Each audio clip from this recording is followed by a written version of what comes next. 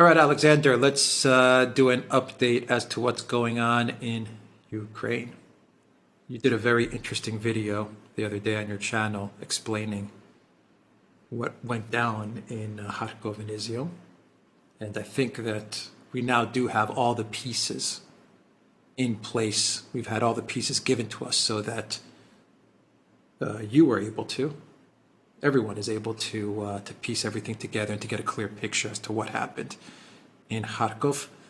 I just want to say that I think the New York Times article was kind of the missing piece to all of this. Even though it was an obvious piece, it was obvious, you know, everything that's going on. I think it still was that missing piece that was kind of like, okay, now I see how everything unfolded in Kharkov and Izium. I don't know if you want to comment on that or add anything to what you said in your video, but we also have now the strikes on on critical infrastructure. And I believe this is the first time, if I'm not mistaken, in the 6 months of the SMO that Russia has targeted critical infrastructure, causing a blackout in much of Ukraine. Much of those power outages, they've been repaired, but you're getting power outages again today, it seems. So things haven't quite been brought back up to speed in Ukraine, and there's many different theories floating around there as to why Russia did this.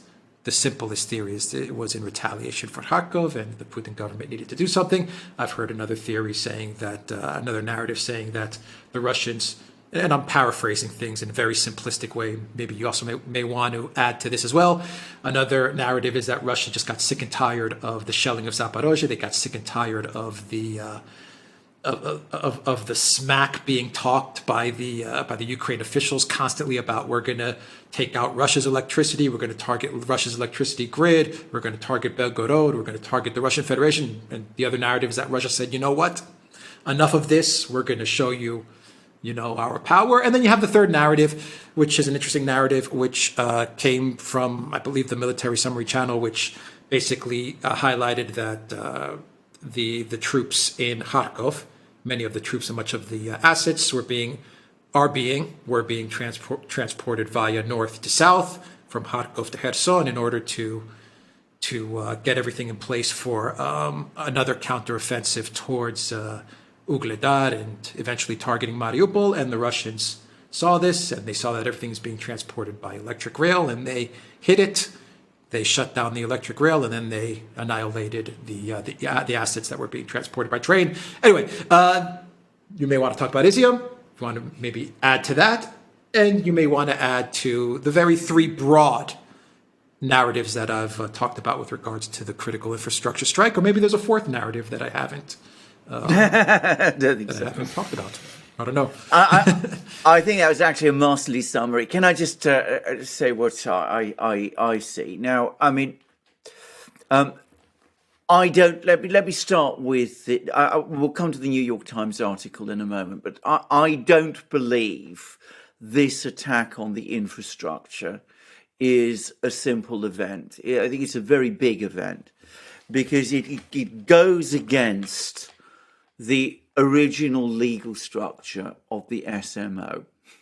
Now, if you remember what the SMO was, the special military operation, and it was all about protecting, helping Donbass, recognizing the two republics of the Donbass, the Donetsk and Lugansk People's Republics, and helping them protect themselves and helping liberate their territories. And clearly, though this has never been confirmed, there's clearly a secondary annex to all of this, which is to establish a land bridge to Crimea. And that was why Kherson region and much of Zaporozhye region were also occupied, and why the Russians are holding on to and defending Kherson. That part of it's never been publicized, but we can infer its existence. But the main part of the SMO was about protecting Donetsk and Lugansk and helping them to liberate their territories. Now, when the Russians first advanced into Ukraine, the Russian Ministry of Defense was constantly publishing this mantra, which from time to time they still have been doing, and other Russian officials still have been doing, saying that the purpose of the SMO is not going to be achieved by occupying Ukrainian cities. It's not going to be achieved by attacking civilian infrastructure. The Russian military will only attack Ukrainian military infrastructure. And they have indeed. They've attacked many factories, many plants, many hostels and hotels and buildings which the Ukrainian army has been using. But they have avoided attacking civilian infrastructure. So yesterday, that changed, and on an enormous scale. They attacked unequivocally civilian infrastructure. They went after Ukraine's power grid. And the information we're dribbling through today is that they renewed their attacks up to a certain point this morning. Now, I am inclined to think that the military summary channels is absolutely correct. Part of the purpose was to strike those trains, destroy those reinforcements, create havoc amongst them. And I'm sure that was part of the tactical, operational decision which was made. And I also think that the Kharkiv offensive has clearly played a role here. But it is such a big departure from the original legal framework of the SMO that one does have to ask and wonder whether perhaps something bigger is on its way. And there are currently rumours flying around Moscow based upon a proposal made by a Russian MP that the framework of the SMO is going to be changed. And in place of an SMO, the SMO, which is all about supposedly helping Donetsk and Lugansk liberate their territory, something, by the way, in which the militia of Donetsk and Lugansk are being given priority. But what we will now get is something which will be upgraded into an anti-terrorist operation.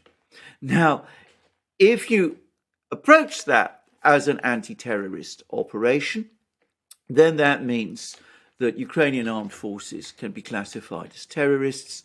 The Russian military is then tasked with destroying terrorists, as it has in Syria, as it did in Chechnya. That would greatly extend the reach and scope of Russian military operations in Ukraine. Leadership too? Leadership too, absolutely. Yeah, leadership too, because they would be terrorists. Remember, I mean, the Russians in both Syria and in the Caucasus directly targeted people that they classified as terrorist leaders. And in fact, eventually in the Caucasus war, they caught up and killed all of them.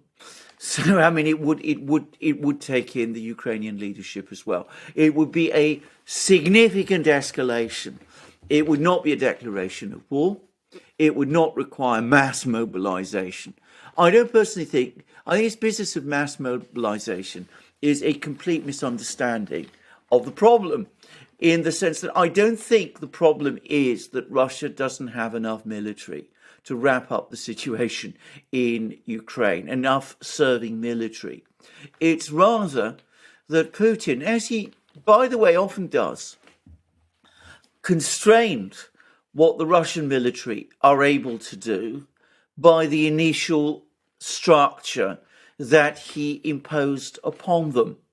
Now, there was a very interesting discussion by a Russian military journalist who said that Ukraine's strike force, that the strike force that Ukraine has deployed both in Kherson region and in Kharkiv, that this all comes from a force that was built up over the last 6 months with the help of the West, re-equipped with weapons supplied by NATO, and that this force numbers around 10 brigades, 30,000 men.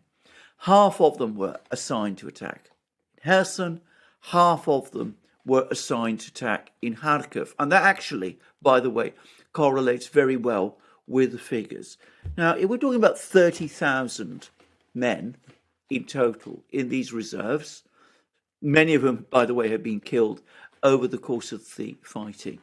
The idea that the Russian military cannot find enough men to counter this force, and indeed to counter any other force that Ukraine has from its existing standing forces, seems to me absurd. People talk about the Ukrainian armed forces as numbering 1 million men, which, by the way, they don't, not anywhere close. Russia's armed forces do number 1 million men. I mean, that's their standing military. They can certainly find troops to deal with all of this problem. They haven't used them because of the nature of the framework of the SMO. If you have it extended into a sort of anti-terrorist operation, then of course you can start to take a much more proactive approach than the Russians have been doing up to now. And the fact that, as I said, we've had these strikes on these very clear civilian facilities, because that's what they are, the energy network, the energy grid, that does imply that that is already a departure from the framework of the SMO, and it could very well point to something bigger, something more radical, perhaps an announcement over the next few days, perhaps at some point this week, that the nature of the SMO is going to be extended. Now, I'm just going to add one other thing, which is that if that is what Putin intends to do, then the Ukrainian shelling of the Zaporozhye nuclear power station plays well into this, because he can argue that these are terrorist strikes, and that demonstrates the terroristic nature of the Ukrainian government, and that therefore clears the way for him to do to extend the SMO in this kind of way. Putin always likes to do things in this very, very structured way, and it would be consistent with his personality. Now, I want to stress, I don't know he's going to do these things, but given the extent of the departure from the SMO and the way in which it's been framed up to now, that these strikes on the civilian facility are, then it does look as if he's finally, after the debacle in Kharkiv, which was a debacle, he's finally perhaps come to understand that he can't achieve his objectives in Ukraine if he sticks with the present framework, that he has to work towards extending and revising it. Yeah, before you get into the New York Times article in Izium, a couple of questions. It seems like the actions are preceding the actual words in this case, the actual changing of the SMO framework to an anti-terrorist operation. In other words, the bombing of the infrastructure, this action is leading you to believe that they've already decided that they're going to change the wording of this conflict. They've already taken it to heart, and they've said, we're going to do it. So let's just go right now and go after the infrastructure, and we'll change the wording later on in the week. And who does Putin have to argue this to? I mean, I understand that he wants his international partners on board. I understand that he wants the approval of the Russian people on board. But is there any other people that he needs to argue this change of direction to, or is this more for his own way of rationalizing this in a way? You know what I mean? Sometimes you want in your own mind to feel like you're going about something in a right way. Yes, I think it's the second. I think that if you follow Russian media, and I don't mind the way mean Russian telegram channels, which we all have to go to in order to get updates on what's going on in the battle. They're much more like late night talk shows and news shows. I mean late night talk shows, letters to the media, these kind of things. If you follow what people in Russia are saying, they are furious about what happened in Kharkiv. They have been increasingly exasperated for months about Putin being far too slow to respond. We discussed in our previous program how bad the optics were of him going off to the Far East and giving clever speeches there with all his military entourage and with 50,000 men engaging in maneuvers, and people asking, well, why aren't those men doing something useful in Ukraine? Why are they instead engaging in maneuvers? And that, that is a widely publicized talking point in Russia.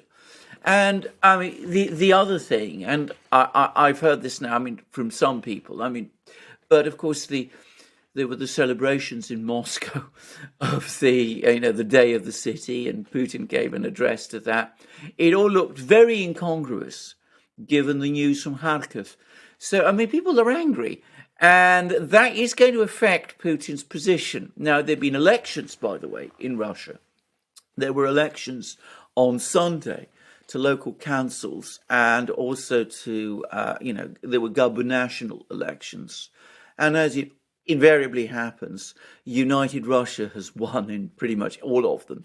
But that was based upon the accumulated goodwill that Putin had achieved as a result of his decision to launch this intervention in Ukraine in the first place.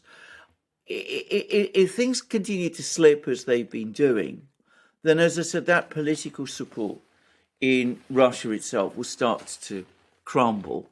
And I think he's politician enough to understand that. So I think the pressure is not on him to persuade people to extend the remit of the SMO, be it in Ukraine itself or internationally. The real pressure, which is in Russia, is for him, on the contrary, to extend the SMO in the way that people in Russia want. So, I mean, he's been resisting doing that up to now. I get him. I mean, we can't know what exactly has been going on in his mind, what exactly was being talked about within the Russian leadership. It's quite possible that the internal security people were unsure how things would work out, whether the economic people in the government were perhaps uneasy about extending it to the extent that this looks like it's going. He might have felt the need to keep people like Nabulina, the central bank chair, on board. He might also possibly have had to talk the Chinese and the Indians and all those sort of people. Tell them this is a very limited operation. We're not after Ukraine's territory. All of that made sense a few months ago. It doesn't make any sense any longer. And on the contrary, as I said, the pressure on him, the political pressure, will be to start pushing him to take a more decisive steps than he has up to this moment. Now, as I said, he's a very stubborn man. I mean, that's another aspect of Putin's personality that people don't know. He's a very proud man. He finds it very difficult to change course. But I think the political pressure is on him now. And the very fact that there's been this attack on the civilian infrastructure, which is, as I say, clearly a departure from the terms of the SMO, and which can only happen following authorization from him, does suggest that he's now gradually edging towards that position where the remit of the SMO is extended. All right, so this is a good way to segue into the New York Times article in Izium, because I believe that there was and there is no choice other than for Putin to find a way within himself to put that stubbornness to the side and to start being a little bit more flexible, because everything is at stake. Yeah. Everything. The existence of the Russian Federation is at stake here. This is not, and I don't want to downplay these conflicts. This is not Syria. It's not Transnistria. It's not Georgia. In my opinion, this isn't a conflict, number one, you can freeze. No. Like Russia is very good at doing, and Putin's very good at freezing conflicts. This is not a conflict that you can freeze. And this is not a conflict where NATO is going to go away if if some sort of agreement is worked out or some sort of stoppage comes in the winter, whatever it is. This is not a conflict where NATO is just going to pick up their ball and go home. NATO and the collective West, once again, in my opinion, has been very, very clear. And I say this to their, it sounds strange for me to say this, Alexander, I say this to their credit. They haven't kept anything secret as to their plans for Russia. No. You know, they've been crystal clear what they want to do to Russia and how they want to use Ukraine to do that to Russia. Yes. They've been very upfront about it. I think the Russian people and the media, they've picked up on it as well, obviously.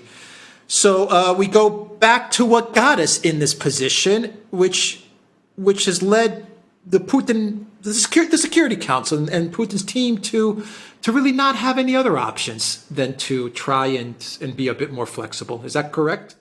Absolutely. Can I just say this? This is go back to the New York Times article. I mean, it's absolutely clear that the Kharkiv offensive was launched because Western intelligence is now basically directing, the West is basically directing Ukraine's military moves. Not entirely, but to a great extent. They don't seem to have been particularly keen on the Kherson offensive, but they picked up the fact that the Russian force in Izium had been significantly reduced in number.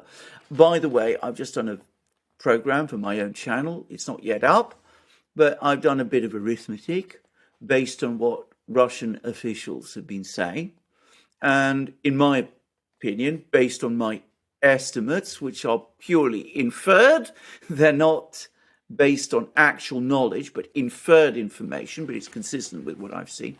I think that the total number of Russian regular army troops in Izium was around 2,000. I mean, that whole area was defended by around 2,000 men against a Ukrainian force of around 15,000. Now, that hadn't always been the case. There'd been once upon a time a lot more Russian troops in Izium, but they've been gradually drawn down. US intelligence obviously knows all about that. They've been passing all this information to Ukraine. They've been telling them, you strike here. There are very few Russian forces in this area. You can win a quick, decisive victory. If you're lucky, you might even be able to encircle these 2,000 men, which would be a disaster for the Russians. And so this is the place which you should strike.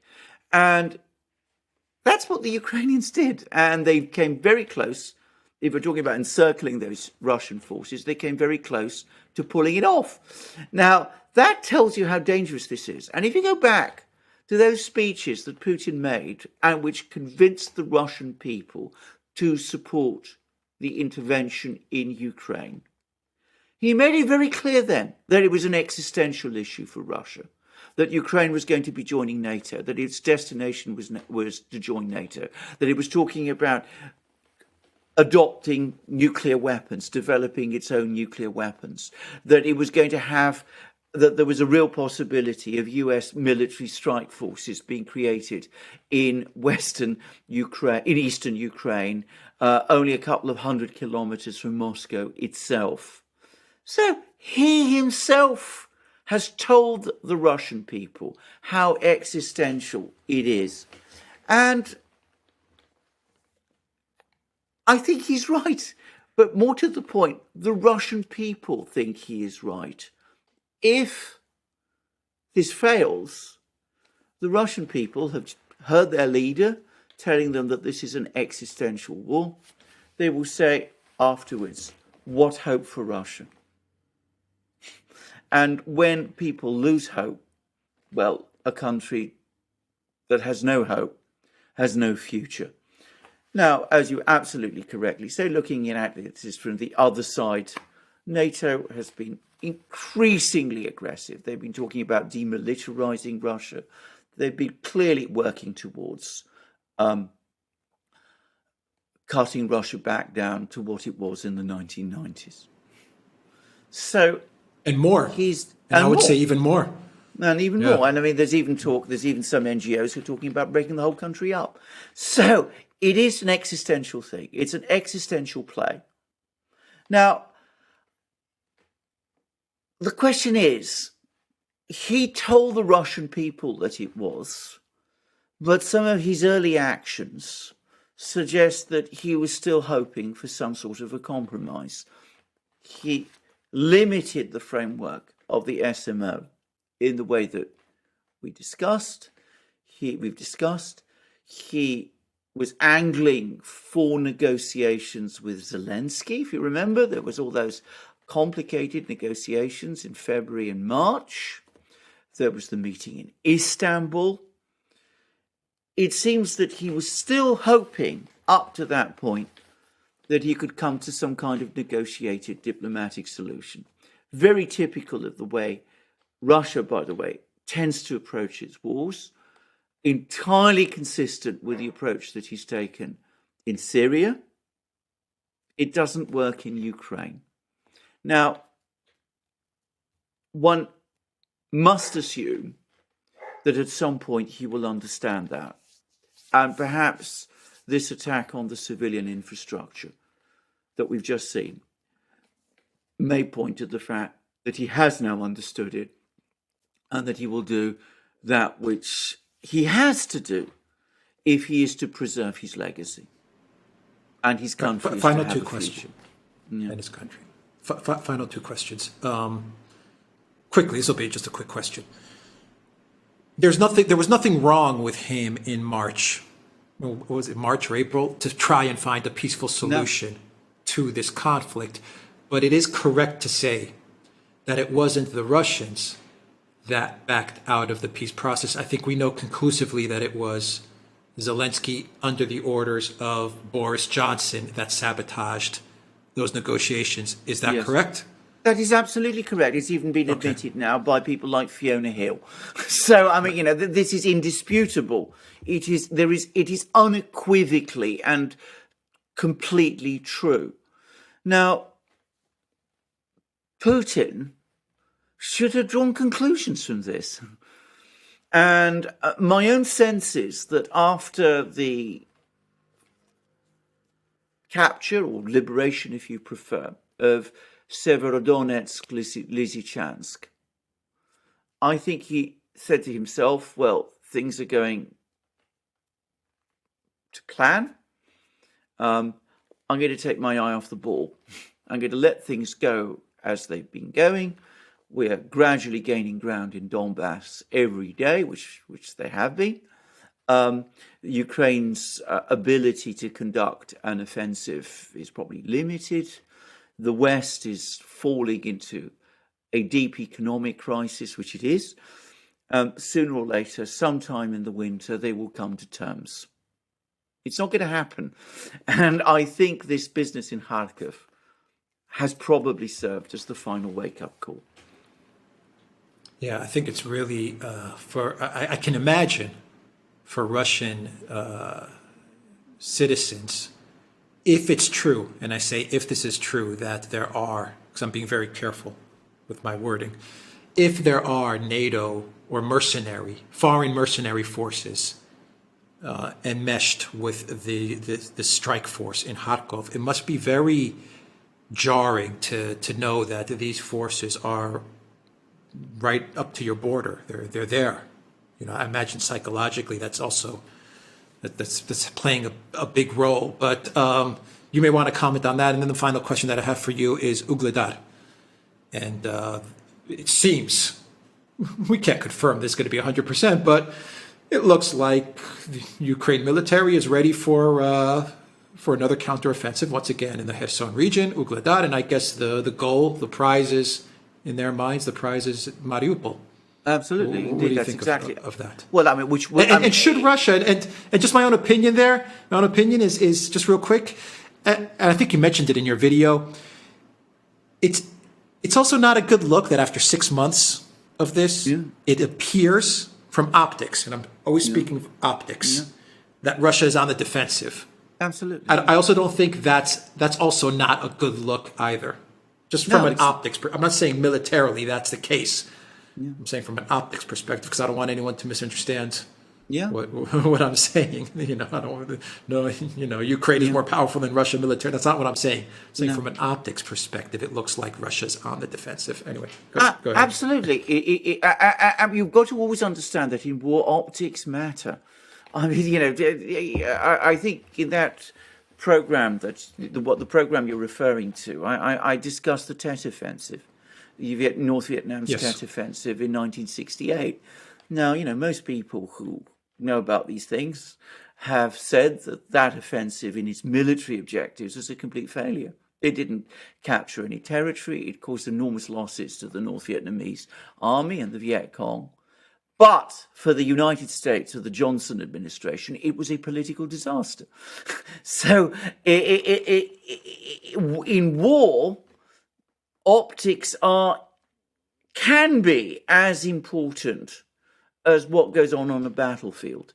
So the fact that, Russia, which up to just 3 weeks ago, was advancing, is now on the back foot, is, a shattering shock, not just, for analysts like us, but also principally and most importantly for the Russian people, for people in Donbass, for people in, in Kherson region, in all of these places. They're saying, well, maybe this, we aren't going to win after all. Maybe this isn't going to be the liberation that we all expected. So you've got to deal with that. You've got to somehow overcome this problem. Now, Ugledar and Mariupol, I think that Mariupol is such a totemic victory for the Russians in this war that I think that its loss, its recapture by Ukraine, would be such a total disaster that I can't bring myself to believe that the Russians will allow it to happen. I think that they will take steps to make sure that it doesn't happen. And if that really does look like there's going to be a Ukrainian breakthrough in Ugledar, then, as I said, that would be something that the Russians would have to quickly reverse, throwing away whatever constraints they have. Because if Mariupol were to be recaptured by Ukraine, well, that would be such a humiliation that I can't imagine Putin's position in Russia itself remaining stable for much longer. And of course, the entire operation at that point would collapse. Now, I'm going to say one thing about Ugledar. I said I made some inferences based on comments various Russian officials have been making that the Russian force in Kharkiv was only 2,000 men. Well, I don't know that for a fact, but it is a deduction which is fully consistent with the known facts. And if you go to my program, you'll see the sequence of ways in which I arrived at that conclusion. Now, in Ugledar, it is not like that. I mean, we all know that there are Russian Marines there, Russian naval infantry. It's much closer to Russian supply lines. I would have thought that a Ukrainian force which tried to launch an offensive in Ugledar, near Ugledar, is going to come up against much more heavy Russian resistance than the Kharkiv offensive basically encountered no resistance at all. So I think that's probably the difference. I mean, in Kherson region, when the Russians have defended, we see that are able to defend with great skill and great effect and inflicting devastating losses on Ukrainian attackers. Now, logically, I would assume that it was the same in Ugledar. But, war is unpredictable. We'll just have to see. For a real final question then, just one more quick question so we can wrap up the video. I agree with you there. It's going to be very, very difficult for Ukraine to break through in Ugledar. Knowing that, and knowing what the U.S. advised Ukraine to do in Kharkov, i.e. they said, this is going to be easy. There's only 2,000 men there. Russia's thinning out their forces in Kharkov. Go there. That's where you should go. Let's get the easy win and let our PR, spin, social media machine do the rest. And it did. The social media and optics of the collective West, they started to spin the whole narrative. The Russians left equipment behind. The Russians left in a panic. None of that is true. The Russians did not leave in a panic. They didn't leave military equipment behind. But once again, we go back to optics. Yeah. Optics matter. Why would the U.S. advise Ukraine to now go after Kherson? Are they getting cocky? Are they getting Yeah. arrogant? Or is this Zelensky ignoring U.S. advice and saying, just, I won Kharkov, leave me alone, Yeah. Biden. Let me go down to Kherson. What do you think is the reasoning? I've no doubt it's Zelensky. I don't think it's the US at all. I mean, on the contrary, the briefings that we were getting, the media stories was that the US were advising Zelensky to undertake limited offensives, not to try too much in too many places. But, there's this expression, getting dizzy with success. He's now achieved a victory in Kharkiv region. He's able to tell his people, I've won this great victory in Kharkiv region. And of course, it's perhaps understandable at a human level that he wants to maintain momentum. So he's attacking in places like Krasny Liman. He's attacking in Ugledar. He's apparently thinking of renewing his offensive in Kherson region. He appears for the moment to be disregarding the advice that he's been given by the US. And this despite the fact that his Kharkiv force, which, as remember, is, accounts for something like half this strike force that, this Russian journalist, who seemed very well informed, suggested Ukraine has put together over the last few months. Well, it seems that this force has lost something like 2,000 men killed out of the 15,000 who were committed, almost certainly to bombs, artillery, all that kind of thing. Maybe that's an exaggeration because, of course, that figure comes from the Russian Defense Ministry. But anyway, they've definitely suffered losses. In Kherson region, they've suffered more losses. But, Zelensky may be saying to himself, this is the moment when we've got them on the back foot. We must go on pushing. I can very easily see how Zelensky might have, got carried away, dizzy with success, maybe ordering offensives in all kinds of directions. And that, by the way, might give the Russians an opportunity to throw his forces back and reverse the mood that's starting to take hold. Let me repeat again a point that a very, very important point, which is that Russia has all the resources it needs to resolve this problem, all of them. It doesn't have to mobilize its forces. I mean, this is a complete misunderstanding. It doesn't have to order mobilization. It doesn't have to mobilize its economy. It doesn't have to mobilize its army. It doesn't have to call up vast numbers of reservists. It's got all the troops it needs to deal with this thing. It's got its air force. Its aviation has only very recently started to play a significant role in the war. Its navy is still intact. It's churning out missiles at a prodigious rate, which has left the West astonished. It's got electronic warfare systems. It's got, you name it, they've got it. What they need to do is, if they're going to turn this thing round, is they've got to overcome their own constraints, the limitations, exactly. The limitations that they have self-imposed, the self-imposed limitations that they have imposed upon themselves.